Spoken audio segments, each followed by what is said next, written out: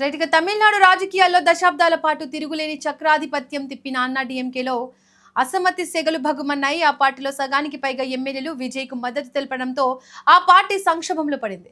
శాసనసభ సాక్షిగా జయలలిత పార్టీలో చీలికలు. అన్నా డీఎంకేలో పార్టీ మనుగడపై తీవ్ర ప్రభావం పడనుంది. దీంతో పార్టీ గుర్తింపు ఎవరికి అనేది ఇప్పుడు ప్రశ్నార్థకంగా మారింది. రైట్ ఇక ఇదే అంశానికి సంబంధించి మోర్ ఇన్ఫర్మేషన్ మా బ్యూరో చీఫ్ విజయ్ అందిస్తారు. విజయ్ చెప్పండి, ఇటు జయలలిత స్థాపించిన అన్నా డీఎంకే పార్టీలో చీలికలు ఏర్పడిన నేపథ్యంలో ఆ పార్టీ పరిస్థితి ఏంటి విజయ్? ఎస్ దీపిక, అన్నా డిఎంకే పార్టీని ఏర్పాటు చేసింది ఎంజీఆర్. ఎందుకంటే డిఎంకే పార్టీ ఏర్పాటైన తర్వాత డిఎంకేతో కలిసి ఎంజీఆర్, కరుణానిధి వీరిద్దరు కూడా కొనసాగారు. తర్వాత ఇద్దరి మధ్య పార్టీ విభేదాలు వచ్చిన తర్వాత అన్నా డిఎంకేను 1979 ఆ టైంలో ఎంజీఆర్ ఏర్పాటు చేయడం జరిగింది. ఏర్పాటు చేసిన కొంతకాలంలోనే ఇదే విధంగా విజయ్ ఏ విధంగా అధికారంలోకి వచ్చాడో అప్పుడు ఎంజీఆర్ కూడా అదేవిధంగా స్వల్పకాలంలోనే అధికారంలోకి వచ్చి ముఖ్యమంత్రి అయ్యారు. ఆయన వరుసగా 2-3 దఫాలు కూడా గెలిచినటువంటి పరిస్థితి. ఆ తర్వాత ఆయన మరణం తర్వాత ఆయన సతీమణి జానకి రామచంద్రన్ కొంతకాలం ముఖ్యమంత్రిగా పనిచేశారు. ఆయన ముఖ్యమంత్రిగా ఉన్న టైంలోనే చనిపోవడం జరిగింది. సో ఆమె పనిచేసినా కూడా పార్టీ క్యాడర్ అంత యాక్టివ్గా పనిచేయలేకపోయారు. ఆ తర్వాత జరిగినటువంటి ఎన్నికల్లో అన్నా డిఎంకే పార్టీ ఓడిపోవడం జరిగింది. దాంతో జానకి రామచంద్రన్ పార్టీని వీడి పక్కకు వెళ్ళిపోవడంతో అప్పటి వరకు యాక్టివ్ మోడ్లో ఉన్నటువంటి జయలలిత, జానకి రామచంద్రన్ ఎప్పుడైతే ముఖ్యమంత్రి అయ్యారో ఈమె కొంత ఇన్యాక్టివ్గా మారిపోయినటువంటి పరిస్థితి. సో పార్టీకి సంబంధించిన నాయకత్వం అంతా కూడా జయలలితనే ఉండాలి పార్టీకి సంబంధించి రథసారథిగా అంటూ కోరడంతో జానకి రామచంద్రన్ ఆ బాధ్యతల నుంచి తప్పుకొని జయలలితను పార్టీకి సంబంధించిన చీఫ్ చేయడం, ఆ తర్వాత జరిగినటువంటి మరుసటి ఎన్నికల్లో అన్నా డిఎంకే పార్టీ ఘన విజయం సాధించినటువంటి పరిస్థితి తెలిసిందే. అప్పటి నుంచి అన్నా డిఎంకే మొత్తం జయలలిత నాయకత్వంలో నడిచింది ఎంజీఆర్ తర్వాత. ఇప్పుడు జయలలిత చనిపోయిన తర్వాత ఆ పార్టీకి సంబంధించి ఆ స్థాయిలో ఎంజీఆర్, జయలలిత స్థాయిలో పార్టీని నడిపించేటువంటి నాయకుడు లేకుండా పోయాడనే చెప్పాలి. అందుకే ఇప్పుడు అన్నా డిఎంకేలో ఆ రాజకీయ సంక్షోభం అనేది తలెత్తింది. ముందు కూడా ఈ సంక్షోభం ఏ స్థాయి వరకు వెళుతుంది అనేది కూడా ఇప్పుడు రాజకీయ నాయకులు, రాజకీయ విశ్లేషకులందరూ కూడా లెక్కలు కడుతున్నటువంటి పరిస్థితి. విజయ్, ఇటు పార్టీ గుర్తింపుపై నెలకొన్న ఈ గందరగోళంపై ఎన్నికల సంఘం ఎలా స్పందించే అవకాశం ఉంది?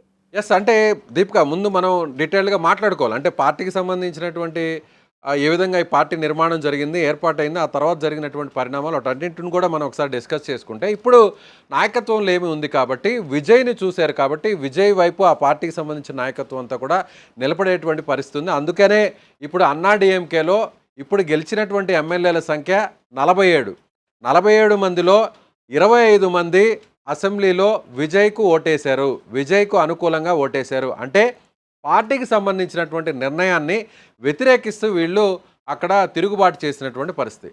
ఎన్నికల నియమావళి కానీ లేదంటే రాజ్యాంగం చెప్తున్నటువంటి విషయాలను కానీ మనం ఒకసారి పరిశీలన చేస్తే గతంలో జరిగినటువంటి పరిణామాలను కూడా మనం ఒక చిన్న ఉదాహరణగా నేను చెప్పేటువంటి ప్రయత్నం చేస్తాను. ఇదే విధంగా గతంలో మహారాష్ట్రలో శివసేన, బీజేపీ రెండు కలిసి పోటీ చేశాయి. శివసేన పార్టీ ఏర్పాటైన తర్వాత నుంచి కూడా బీజేపీకి మిత్రపక్షంగా కొనసాగినటువంటి పరిస్థితి.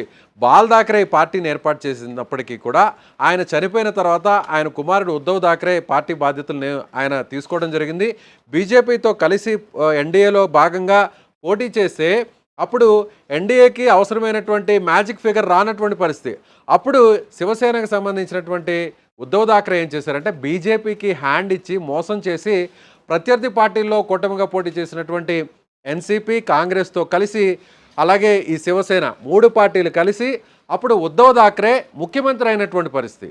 సో బీజేపీకి ఒక పెద్ద షాక్ ఇచ్చాడు. అప్పుడు దేశ రాజకీయాలంతా కూడా ఒక పెద్ద సంచలనంగా మారినటువంటి పరిస్థితి ఇది 2018-19 టైంలో. ఆ తర్వాత బీజేపీ ఎవరైతే ఉద్ధవ్ థాకరేకి షాక్ ఇచ్చే విధంగా ఒక పెద్ద ట్రీట్మెంట్ ఇచ్చిందనే చెప్పాలి. సో శివసేనలో ఉన్నటువంటి షిండే వర్గం అంతా కూడా ఇదే విధంగా చీలిపోయింది. అప్పుడు దాదాపు 40-50 మంది వరకు గెలిచినటువంటి ఎమ్మెల్యేలలో దాదాపు మెజారిటీ ఎమ్మెల్యేలు 37 మంది ఉద్ధవ్ థాకరేను కాదనుకొని బయటకు వచ్చేసి వీళ్ళందరూ కూడా తిరుగుబాటు చేశారు. షిండేకి సంబంధించినటువంటి వర్గంగా వీళ్ళు గుర్తింపు పొందారు. షిండే నాయకత్వంలో శివసేనకు హ్యాండ్ ఇచ్చి వీళ్ళు బయటకు వచ్చేశారు. బయటకు వచ్చి బీజేపీకి సపోర్ట్ చేసి బీజేపీతో అక్కడ అంటకాగినటువంటి పరిస్థితి, బీజేపీ ప్రభుత్వాన్ని ఏర్పాటు చేసినటువంటి పరిస్థితి జరిగింది. అంటే అప్పుడు ఎన్నికల సంఘాన్ని వీళ్ళు రిక్వెస్ట్ చేయడం జరిగింది. షిండే వర్గం అసలైన పార్టీ మాదే, శివసేన పార్టీ ఉద్ధవ్ థాకరేది కాదు. మెజారిటీ ఎమ్మెల్యేలు రాజ్యాంగంలో ఉన్నటువంటి క్లాజ్ ప్రకారం చూస్తే సో మెజారిటీలో 2/3 ఎవరికైతే ఎమ్మెల్యేలు ఉంటుందో ఆ ఎమ్మెల్యేల సంఖ్య ఉంటుందో వాళ్ళకే ఆ ఎన్నికల గుర్తు కానీ పార్టీకి సంబంధించినటువంటి గుర్తు కానీ కేటాయించాలి. పార్టీ పేరును కూడా వాళ్ళకే కేటాయించాలనేది ఇప్పటివరకు ఉన్నటువంటి ఒక నియమావళి. ఆ నియమావళి ప్రకారం చూసినట్లయితే అప్పుడు షిండే వర్గానికి 2/3 అంటే 50 మందిలో ఉన్నటువంటి 2/3 సంఖ్య చూస్తే 35 అంటే అప్పటికే 33 కంటే కూడా ఎక్కువగా 37 ఉంది. కాబట్టి ఎన్నికల సంఘం కూడా సో ఏదైతే విల్లు గుర్తు శివసేనకి ఆనవాయితీగా వస్తున్నటువంటి పార్టీ గుర్తు విల్లు ఎన్నికల గుర్తుందో ఆ ఎన్నికల గుర్తును కూడా ఈ వర్గానికి కేటాయించడం జరిగింది. అలాగే శివసేన పార్టీ పేరును కూడా షిండే వర్గానికి కేటాయించడం జరిగింది. సో బాల్ థాకరే కుమారుడు ఉద్ధవ్ థాకరేకు ఆయన పార్టీ ఆయనకు దక్కకుండా పోయింది. సో ఆయన చివరికి శివసేన యూబీటే అంటే ఉద్ధవ్ బాల్ థాకరే అనేటువంటి పేరు వచ్చే విధంగా ఇంకొక పేరుతో పార్టీని మార్చుకోవాల్సినటువంటి పరిస్థితి వచ్చింది. ఇవన్నీ ఎందుకు నేను డిస్కస్ చేస్తున్నానంటే ఇప్పుడు సరిగ్గా తమిళనాడులో కూడా ఇలాంటి పరిస్థితే వచ్చింది. తమిళనాడులో అన్నా డిఎంకే కూడా ఇలాంటి పరిస్థితే వస్తుందా అనేది కూడా చూడాల్సినటువంటి పరిస్థితి. అంటే ఇప్పుడు ఇక్కడ అన్నా డిఎంకే విషయానికి వస్తే ఈ ఎన్నికల్లో గెలిచినటువంటి సీట్లు 47లో 2/3 అంటే 32 2/3 అంటే ఇప్పుడు ఆల్రెడీ 25 మంది తిరుగుబాటు చేశారు. తిరుగుబాటు చేసి వీళ్ళందరూ కూడా విజయ్కి సపోర్ట్ చేశారు. అంటే ఒకవేళ ఈ పార్టీని మాకు కేటాయించాలి, పార్టీ ఎన్నికల గుర్తును మాకు కేటాయించాలి, లేదంటే ఈ పార్టీని తీసుకెళ్ళి నేరుగా గంపగుత్తగా టీవీకే పార్టీలో విలీనం చేస్తాము అన్నా డిఎంకే పార్టీని కూడా అలాంటి నిర్ణయం తీసుకోవాలనుకుంటే ఇప్పుడు వాళ్ళకి కావాల్సినటువంటి సంఖ్య కేవలం 7. 25 మంది ఎమ్మెల్యేలు ఆల్రెడీ బయటకు వచ్చేసారు. ఇంకొక 7 మంది కానీ సపోర్ట్ వస్తే ఎన్నికల నియమావళి ప్రకారం రాజ్యాంగంలో ఉన్నటువంటి షెడ్యూల్ ప్రకారం చూసినట్లయితే ఇంకో 7 మంది కానీ వీళ్ళతో జత కలిస్తే అప్పుడు అన్నా డిఎంకే పార్టీకి సంబంధించినటువంటి గుర్తింపు కూడా తిరుగుబాటు ఎమ్మెల్యేలకు వస్తుంది. అన్నా డిఎంకే పార్టీకి సంబంధించినటువంటి ఎన్నికల గుర్తు కూడా వీళ్లకు వస్తుంది. లేదంటే ఈ పార్టీని విజయ్ పార్టీలో కూడా విలీనం చేసేటువంటి నిర్ణయం కూడా వీళ్ళు తీసుకునేటువంటి అవకాశం ఉంటుంది. ఇప్పుడు ప్రజెంట్ అయితే మాత్రం ఇప్పటికిప్పుడు 25 మందికి ఆ శక్తి లేదు. మరొక 7 మంది వస్తే మాత్రం ఆ నిర్ణయం తీసుకునేటువంటి అవకాశం ఉంది. ఇక మరొక పాయింట్ కూడా మనం ఇక్కడ డిస్కస్ చేసుకోవాలి. ఏంటంటే ఇప్పుడు 25 మంది ఉన్నారు కాబట్టి ఈ 25 మందిని ఏం చేస్తారు? 25 మంది పార్టీకి వ్యతిరేకంగా నిర్ణయం తీసుకొని వేరే ప్రత్యర్థి పార్టీకి సంబంధించినటువంటి వ్యక్తికి ఓటు వేశారు కాబట్టి ఆయన సీఎంగా ఆయన ప్రభుత్వానికి అనుకూలంగా ఓటు వేశారు కాబట్టి వీళ్ళ మీద ఎలాంటి చర్యలు ఉండవా అంటే ఖచ్చితంగా ఉంటాయి.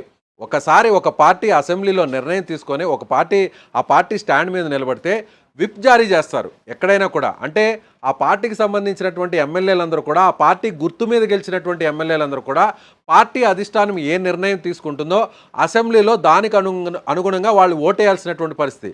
అది బిల్లు విషయంలో అయినా, లేదంటే ఫ్లోర్ టెస్టింగ్ అయినా, విశ్వాస తీర్మానమైనా, అవిశ్వాస తీర్మానమైనా, ప్రభుత్వాన్ని దించాలన్నా కూడా, లేదా ప్రభుత్వానికి మద్దతు తెలపాలన్నా కూడా. అయితే ఇప్పుడు అన్నా డిఎంకే పార్టీ విషయంలోనే ఇప్పుడు విప్ జారీ చేశారా లేదా అనేది ఇంకా క్లారిటీ రాలేదు. ఒకవేళ ముందుగానే విప్ జారీ చేసి ఉంటే అంటే అన్నా డిఎంకే పార్టీ గుర్తు మీద గెలిచినటువంటి ఎమ్మెల్యేలందరూ కూడా అన్నా డిఎంకే పార్టీ ఏ నిర్ణయం తీసుకుందో అంటే విజయ్కు వ్యతిరేకంగా ఓటు వేయాలనే నిర్ణయం తీసుకుంది కాబట్టి అలాంటి దాన్ని మీరు పట్టించుకోకుండా ఆ నిబంధనలు మీరు పక్కన పెట్టారు, అతిక్రమించారు కాబట్టి విజయ్కు ఓటేశారు కాబట్టి మీ మీద అనర్హత వేట వేయొచ్చు అంటే డిస్క్వాలిఫై చేసేటువంటి అవకాశం పార్టీ అధిష్టానానికి ఉంటుంది. కాబట్టి పార్టీ అధిష్టానం స్పీకర్కి ఇప్పుడు రిపోర్ట్ చేసేటువంటి అవకాశం ఉంది. పళనిస్వామి వర్గం ఇప్పుడు అన్నా డిఎంకేకి సంబంధించి వ్యతిరేకంగా ఉన్న 25 మంది మీద సో రాబోయే రోజుల్లో స్పీకర్కి ఫిర్యాదు చేస్తారు. పార్టీ విప్ను ఒకవేళ వీళ్ళు అతిక్రమిస్తే, పార్టీ విప్ని వీరు ధిక్కరిస్తే మాత్రం ఖచ్చితంగా వీళ్ళకి డిస్క్వాలిఫై అయ్యే అవకాశం అనేది ఉంది అని చెప్పవచ్చు. ఒకవేళ స్పీకర్ అలాంటి నిర్ణయం తీసుకోకుండా అంటే మనం తెలంగాణలో చూసాము, అలాగే గడిచినటువంటి గవర్నమెంట్లో కూడా చూసాము, ఇప్పుడు గవర్నమెంట్లో చూసాము, అలాగే చాలా రాష్ట్రాల్లో కూడా ఇలా చాలామంది ఎమ్మెల్యేలు వ్యతిరేకంగా ఓటు వేయడం, ఆ ప్రభుత్వంలో అంటకాగడం, ఆ ప్రభుత్వంలోనే వాళ్ళు వేరే పార్టీలో గెలిచి ఆ పార్టీలో జాయిన్ అవ్వడం ఇవన్నీ కూడా చూస్తున్నాం. కానీ స్పీకర్లు ఆయా ప్రభుత్వాలకు అనుకూలంగా ఆ పార్టీకి సంబంధించిన ఎమ్మెల్యేలే ఉంటారు కాబట్టి స్పీకర్లు ఇప్పటి వరకు కూడా ఎలా మెజారిటీ పరిస్థితుల్లో స్పీకర్లు వాళ్ళకి వ్యతిరేకంగా నిర్ణయాలు తీసుకున్నటువంటి పరిస్థితులు లేవు. ఇక్కడ కూడా టీవీకే పార్టీకి సంబంధించినటువంటి వ్యక్తే స్పీకర్గా ఉన్నారు కాబట్టి ఇమీడియట్గా అన్నాడీఎంకే పార్టీ ఎమ్మెల్యేల మీద వాళ్ళ సభ్యత్వాన్ని రద్దు చేసేటువంటి అవకాశం ఉండకపోవచ్చు. ఒకవేళ ఉండనటువంటి పక్షంలో సుప్రీంకోర్టుని లేదా హైకోర్టుని ఆశ్రయించేటువంటి అవకాశం ఉంటుంది అన్నాడీఎంకే. అప్పుడు సుప్రీంకోర్టు ఇచ్చేటువంటి డైరెక్షన్ ప్రకారం స్పీకర్ నిర్ణయం తీసుకోవాల్సి ఉంటుంది. అదే జరిగితే అప్పుడు అన్నాడీఎంకేలో గెలిచినటువంటి ఎమ్మెల్యేలు 25 మంది ఎవరున్నారో, విజయ్కి సపోర్ట్ చేసిన 25 మంది, విజయ్కి ఓటేసిన 25 మందిని రద్దు చేస్తే, వాళ్ళ శాసనసభ సభ్యత్వాన్ని రద్దు చేస్తే, అప్పుడు మళ్ళీ తిరిగి ఇప్పుడు ఖాళీ ఎవరైతే ఓటేసినటువంటి 25 మంది ఉన్నారో 25 మంది ప్లేస్లో ఉప ఎన్నికలు జరిగేటువంటి అవకాశం ఉంది. ఇది రాజ్యాంగం చెప్తున్నటువంటి పరిస్థితి కానీ, ఎన్నికల నియమావళి కానీ, చట్టం చెప్తున్నటువంటి పరిస్థితి. సో ఇవన్నీ జరిగితే ఒకవేళ ఈ అన్నా డిఎంకేలో ఏర్పడిన ఈ సంక్షోభం అటు డిఎంకే పార్టీకి ఏమైనా లాభం చేకూరుస్తుందంటారా? ప్రజెంట్ డిఎంకే పార్టీ అయితే మాత్రం జరుగుతున్నటువంటి రాజకీయాలని నిశ్చితంగా గమనిస్తుంది. ఎందుకంటే డిఎంకే పార్టీకి వచ్చిన డోకా లేదు. ఒకవేళ ఓడిపోయి ఉండొచ్చు, ప్రతిపక్షానికి పరిమితం అయి ఉండొచ్చు. కానీ తమిళనాడులో రాజకీయాల్లో ఏం చెప్తున్నాయంటే, ఇప్పటివరకు మెజారిటీ ఎన్నికల్లో ఒకసారి ఒక పార్టీ గెలిస్తే వెంటనే 5 ఏళ్ల తర్వాత ఇంకో పార్టీకి అవకాశం ఇవ్వడం అనేది ఆనవాయితీగా వస్తుంది. మధ్యలో జయలలిత, ఎంజీఆర్ తప్ప మిగిలినటువంటి అన్ని పరిస్థితులు ఇదే జరిగింది. అయితే ఇప్పుడు డిఎంకే పార్టీ కూడా ఏంటంటే, ఇప్పుడు ప్రజల నుంచి కూడా మాకు సానుభూతి అనేది స్టార్ట్ అయింది. విజయ్ ప్రభుత్వాన్ని మేము కొంతకాలం పాటు అబ్జర్వ్ చేస్తాం. ఒకవేళ విజయ్కు వ్యతిరేకంగా మేము నిర్ణయం తీసుకొని పోరాటాలు చేస్తే అది మాకు ప్లస్ అవుతుంది.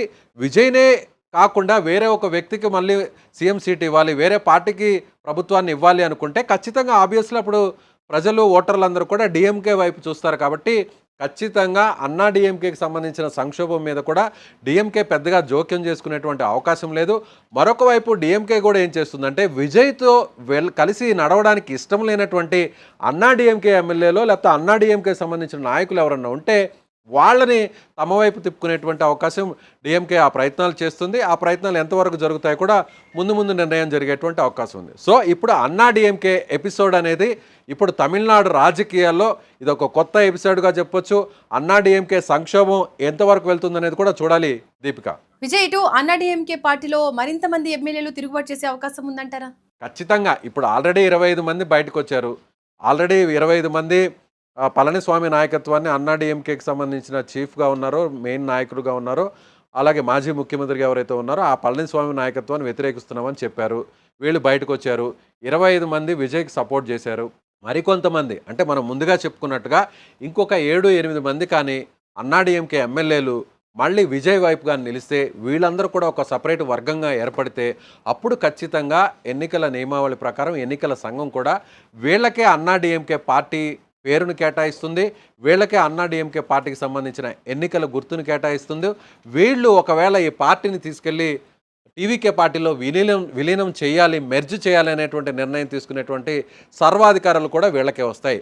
కాబట్టి ఇంకొక 7 నుంచి 8 మంది ఎమ్మెల్యేలు వస్తారా, రారా, లేదంటే ఇప్పుడు బయటకు వచ్చినటువంటి 25 మంది మీద అనర్హత వేటు వేస్తారా, వేయరా, ఇలా రాబోయేటువంటి రోజులంతలో కూడా తమిళనాడు రాజకీయాలు వీటి మీద మళ్ళేటువంటి అవకాశం ఉంది దీపిక.